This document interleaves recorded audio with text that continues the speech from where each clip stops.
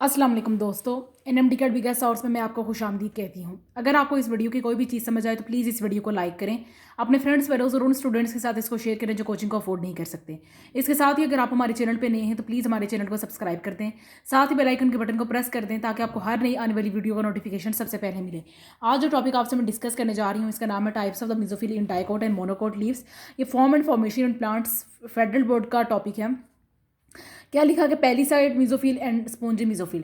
पहले ये बात लिखी गई है कि डाइकोट और मोनोकोट दो तरह के लीव्स हैं और डाइकोट लेयर की फर्दर टू टाइप्स हैं, फर्दर टू लेयर्स हैं जिनको हम पहली साइड मिजोफिल और स्पॉन्जी मिजोफिल कह सकते हैं।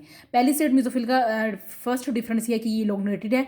दूसरा डिफरेंस ये लिखा हुआ है कि कम्पैक्टली पैक्ड सेल्स है, जबकि स्पॉन्जी मिजोफिल में लिखा हुआ है कि ये लूजली पैक्ड सेल है। देन थर्ड ये लिखा है कि नो इंटरसेलुलर स्पेसिस। इसमें लिखा है कि स्पॉन्जी मिजोफिल में लार्ज इंटरसेलुलर स्पेसिस मौजूद है। इसमें लिखा है पहली साइड मिजोफिल में कि एपिडर्मिस इज बिसाइड द पहली साइड मिजोफिल। एपिडर्मिस जो बिसाइड पहली साइड मिजोफिल को मौजूद है और इसे हम अपर एपिडर्मिस कहते हैं। इसमें लिखा कि epidermis is beside the spongy mesophyll और इसी वजह से इसको हम लोअर एपिडर्मिस कहते हैं। नेक्स्ट जो चीज़ लिखी है उसे बाइफिशियल या डोर्सी वेंट्रल लीव्स कह सकते हैं। बाइफिशियल लीव्स क्यों कहते हैं कि such leaves in which upper and lower epidermis can be differentiated because of the presence of two types of the cell.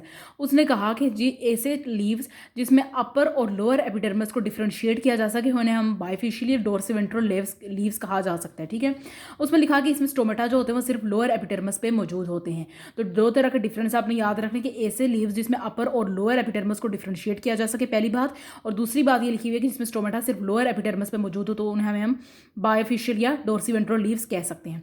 Monocot के बारे में लिखा जाए, ऐसे लीव्स को मोनोफिशियल या आइजोबाइलेटरल लीव्स कहा जाता है जिसमें सिर्फ स्पॉन्जी मिजोफिल जो है वो प्रेजेंट हो बोथ एपिडर्मिस में, और स्टोमेटा इसमें अपर और लोअर एपिडर्मिस दोनों में ही मौजूद होते हैं।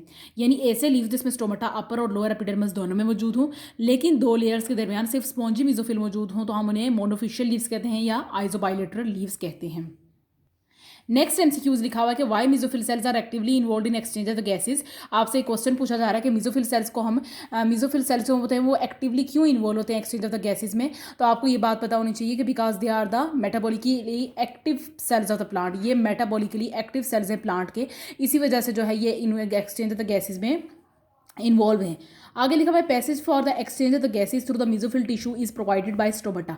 उसने कहा कि जो मिजोफिल सेल के जरिए से एक्सचेंज ऑफ गैसेज हो रही है वो किस वजह से हो रही है, स्टोमेटा उनको ये exchange of the gases provide कर रहा है।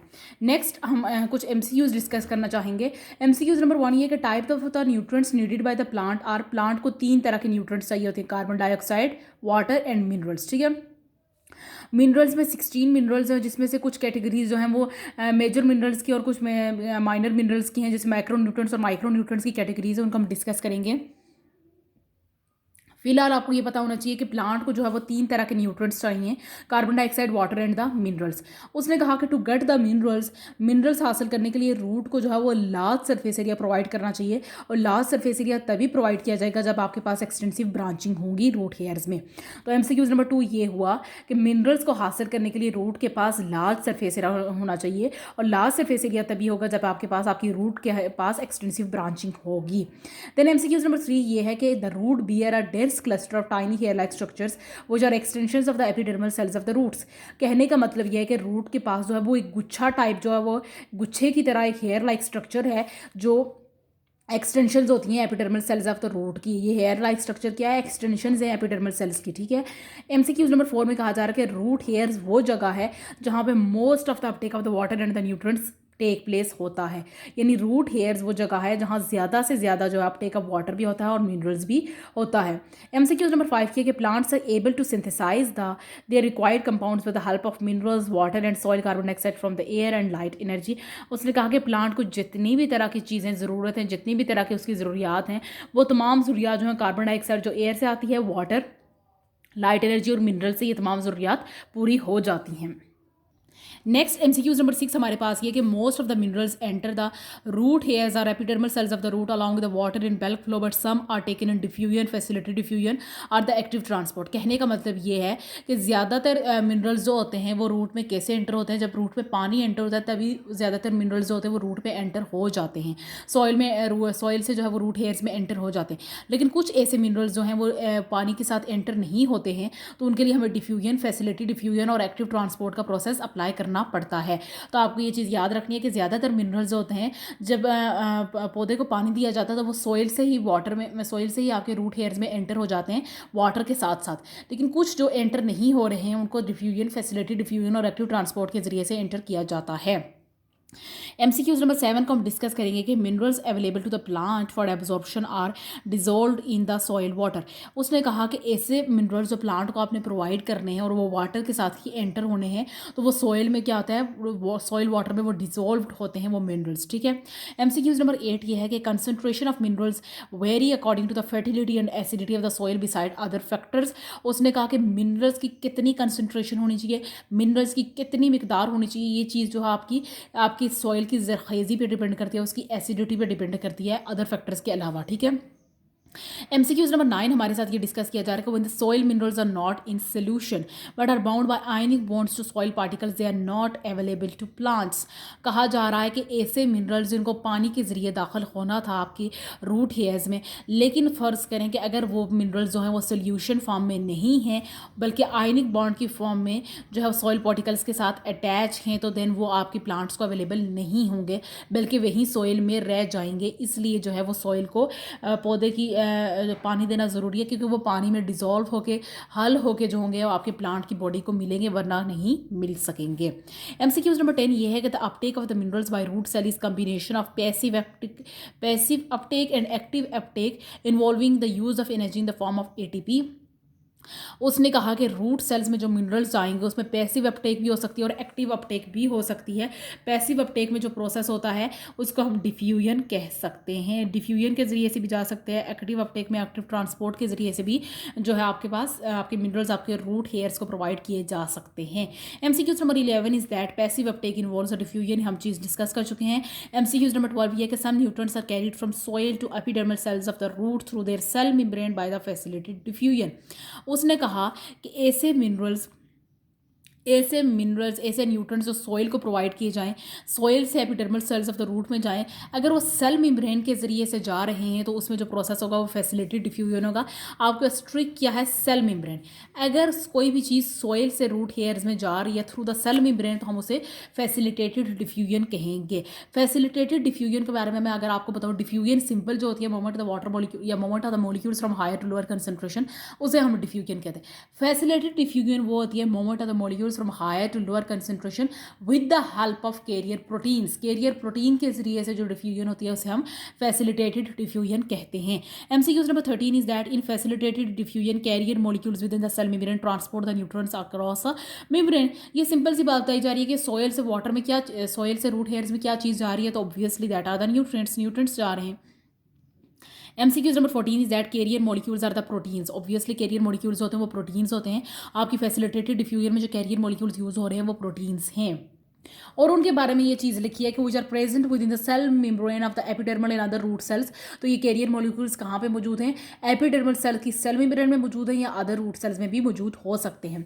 MCQs number 15 is that diffusion of the ions along with the water also takes place by the mass flow along with the apoplast pathway. उसने कहा कि वाटर के साथ साथ डिफ्यूजन ऑफ द आयंस भी हो सकती है अलॉन्ग द अपोप्लास्ट पाथवे में।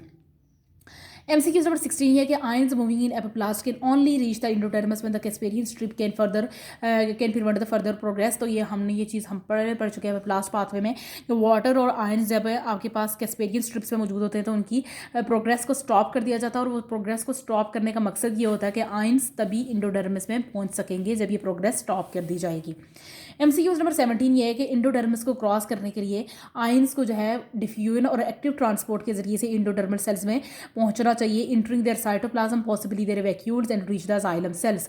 ओवरऑल कहने का मतलब ये इस MCQs में कि आपके पास जो है आयंस तभी इंडोडर्मिस में पहुंच सकेंगे, एक तो वो कैस्पेरियन स्ट्रिप्स की प्रोग्रेस को स्टॉप कर दिया जाए, दूसरा वो प्रोसेस कौन से अप्लाई करने चाहिए, डिफ्यूजन क्या, moment of the molecules from higher to lower concentration, और एक्टिव ट्रांसपोर्ट ये होता है कि moment of the molecules from the lower to higher concentration with the help of energy, and that energy is in the form of ATP। ये आपको याद रखना है।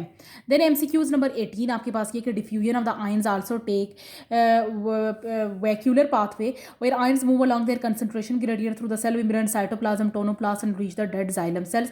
उसने कहा कि डिफ्यूजन जो है वैक्यूलर पाथ में भी हो सकती है, जहाँ पे आयंस होते हैं वो अपनी कंसंट्रेशन ग्रेडियंट में मूव कर सकते हैं through the cell membrane, cytoplasm, tonoplast जो होती है membrane separating the cytoplasm from the cell membrane, उसे हम टोनोप्लास्ट कहते हैं, and reach the dead xylem cells. MCQs number आपके पास 19 है कि most of the ions are taken by roots by process of the active transport. ज़्यादातर ions जो वो एक्टिव ट्रांसपोर्ट के फार्मूला को अप्लाई करते हैं। एमसीक्यूज नंबर 22 है, आपसे इस तरह पूछा जा सकता है 2019 में कि एक्टिव ट्रांसपोर्ट के प्रोसेस के जरिए से ज़्यादातर आयंस जाते हैं, डिफ्यूजन के जरिए से जाते हैं, किस पाथवे के जरिए से जाते हैं, तो आपने एक्टिव ट्रांसपोर्ट के ऑप्शन को करेक्ट करना है। देन एमसीक्यूज नंबर 20 ये है कि by active transport plant can take material that is higher in concentration inside the root cell than in solution. Active transport के जरिए से प्लांट्स वो मटेरियल लेके जाते हैं जो रूट सेल के अंदर हायर कंसंट्रेशन में होते हैं as compare to your solution. MCQs number 21 is that in active transport molecules and ions move from lower to higher concentration against the concentration gradient through the cell membrane by use of energy in the form of ATP. ये definition जो है active transport की मैं यहाँ पे explain कर चुकी हूँ, जिसमें मैंने कहा कि एक्टिव ट्रांसपोर्ट में आयंस और मॉलिक्यूल्स होते हैं वो लोअर से हायर कंसंट्रेशन में जाते हैं with the help of energy, and that is an energy in the form of ATP. MCQs number 21 ये है आपके पास कि active transport is selective and is dependent on the respiration. Active transport जो है वो कोई आपके पास जो है हतमी थिंग नहीं होती है, हतमी ट्रांसपोर्ट नहीं है जो बिल्कुल कंप्लीट हो, लेकिन ये क्योंकि ये सिलेक्टिव है और ये रेस्पायरेशन पे डिपेंड करती है। एमसीक्यूज नंबर 22 ये है कि some ions move by active as well as passive transport. ये तो ऑब्वियसली बात है कि कुछ एक्टिव के जरिए से जाते हैं और कुछ पैसिव के जरिए से जाते हैं। कुछ एमसीक्यूज फर्दर एडिशनल एमसीक्यूज है जिसमें कहा जा रहा है कि some nutrients are carried from soil to epidermal cells of root through the cell membrane by the facilitated diffusion. इस एमसीक्यूज को हम पहले भी डिस्कस कर चुके हैं। जो चीज़ सेल मेम्ब्रेन के जरिए से जाएगी उसे हम फैसिलिटेटेड डिफ्यूजन कहेंगे from the soil towards the roots. Facilitated diffusion में लिखा हुआ कि carrier molecules within the cell membrane transport the nutrients across the membrane. इस चीज़ को भी हम पहले डिस्कस कर चुके हैं। कैरियर मॉलिक्यूल्स और proteins within the cell other root cells, ये चीज़ भी हम डिस्कस कर चुके हैं। एमसीक्यूज नंबर 4 में लिखा हुआ कि water which enters the epidermal cells move along the concentration gradient and process through cortex, endodermis, pericycle and xylem cells. पीछे मैंने एक साइकिल अपनी वीडियो में डिस्कस की थी, उसमें मैंने आपके पास बताया था कि वाटर कैसे एंटर होता है एपिडर्मल सेल से कॉर्टेक्स में, कॉर्टेक्स से इंडोडर्मस, देन आपके पास पेरिसाइकिल एंड देन आपके पास जाइलम सेल्स आते हैं। आगे जो 3 टाइप्स ऑफ ट्रांसपायरेशन लिखी है ये मैं एक फर्दर अलग वीडियो में जो टाइप्स ऑफ ट्रांसपायरेशन के साथ इसको डिस्कस कर चुकी हूँ। उम्मीद है जितने एमसीक्यूज मैंने अभी तक डिस्कस किए हैं आपको समझ आ गए हैं। फिर भी अगर आपको कोई चीज़ समझ नहीं आ सकती तो आप उसे कमेंट सेक्शन में पूछ सकते हैं। इसके साथ ही मैं इजाज़त चाहूँगी। ओके, अल्लाह हाफिज़।